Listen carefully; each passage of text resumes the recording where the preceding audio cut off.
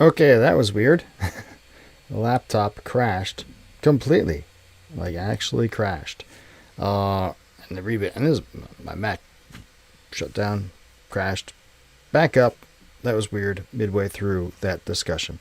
Not sure what happened or why. But, well, we're back. And we're going to continue what I was saying because because Steve Jobs ain't haunting me from the grave to stop me from saying what I have to say, right? Right. I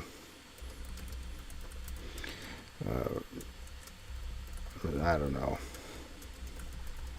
It's weird. Hang on, I'm letting people know that we're back up because that's just awesome. Macs aren't supposed to crash. This ain't a Windows machine. Of course, it's also 8 years. The laptop's 8 years old or something. It's a 2014 model. So, what are you going to do? Anyway, as I was saying, let me get back to... As I was saying before, so...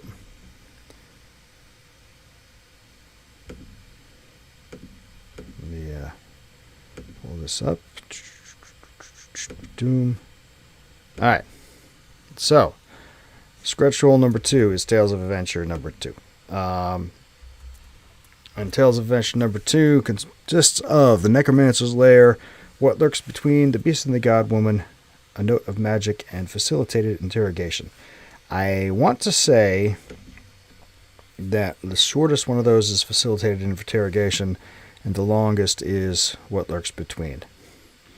They're all novelette or novella, so short novel length, and they range from, I want to say, around 10,000 words to 25,000, so the total ends up being around 70,000 words. So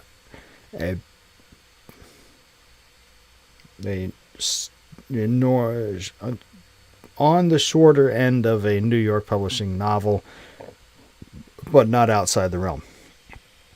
So the Necromancer's Lair is sword and sorcery. I was playing Skyrim and doing one of the dungeon delves and that, and I was like, hey, this is kind of fun. Let's write a story like a dungeon delve in Skyrim. So I did that. The Beast and the God Woman, I don't remember how that came about. Oh, actually, it came about from a story prompt from a writing workshop I went to with Dean Wesley Smith in Oregon when he was still there. Writing a beach scene, and that turned into a bit of a horror story. Psychological, spiritual horror kind of thing. What lurks between, I really don't remember where that came from, but it is a cool story. It's about a washed up electrician who gets a job on a space station, and he finds himself back home and doesn't have no idea how to get there, and he finds out the space station was destroyed, and he's like, how the hell did I get back here? And it turns out that something came back with him. Facilitated interrogation is about an person who works for the FBI doing interrogation with a new interrogation technique who finds out that the technique is kind of nefarious. And then, lastly, Note of Magic. This one's actually kind of, in retrospect, looking back on it, it's kind of creepy. It's about a girl who plays, I want to say the flute or the clarinet. She plays an instrument, one of those, I think it was a clarinet. And,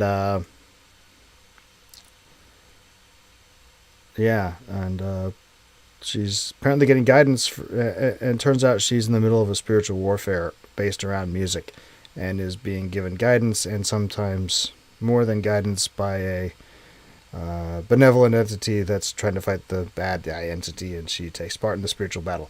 But there are some when I was looking back on it, as I went back through it, because I read it for a Storytime podcast a little while back, and it was, upon reading it, I realized, man, this is a creepy story.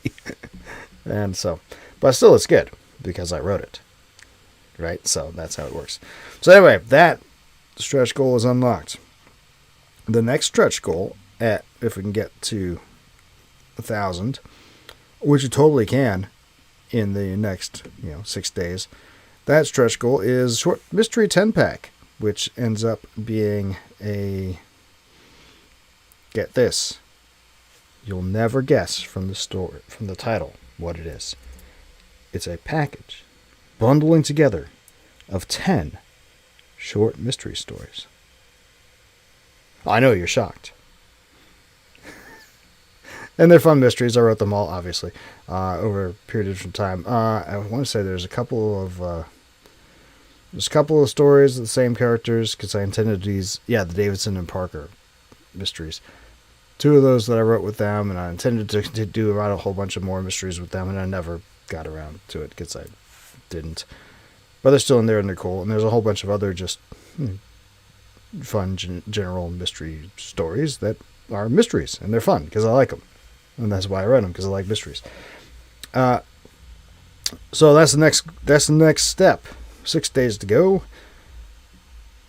Another $250 to get to that stretch goal, and I think it's totally doable. So I'm going to put the push on, and you guys can help me. How can you help? Well, by telling all your friends about the Kickstarter campaign. That campaign being at the short link that is now beneath my beard. Or just go to Kickstarter and look for Michael Kingswood campaign season. And tell everybody about it. If you haven't backed this yet, why aren't you backing it yet? But you got to back it. But then you also got to go and tell all your buddies. And then you got to go to michaelkingswood.com, sign up for my mailing list, sign up to become a member of the site, a few bucks a month, just to help with the cash flow and keeping the lights on around here and make the writing journey more prosperous. And since you like the podcast, you like this video things that I'm doing, you like the books, why not? Right? It's all good. Then you can go to SSN Storytelling and buy all the books. And come back tomorrow at 2 p.m. Pacific. We'll do another stream update of what's going on around here. On Saturday, we'll be doing Story Saturday this week. We are continuing, and we will be for the whole next year, with stories from the Great Challenge. This week is story number 6, Fences and Neighbors, which is a post-apocalyptic science fiction story about conflict with two neighbors. Who would have thought from the title? Anyway, so I'll see you tomorrow. Sorry about the technical weirdo-ness. I'm not sure what the heck happened there, except that my computer decided to be goofy. Oh well. Anyway, I'll see you tomorrow. Until then, don't do anything I wouldn't do.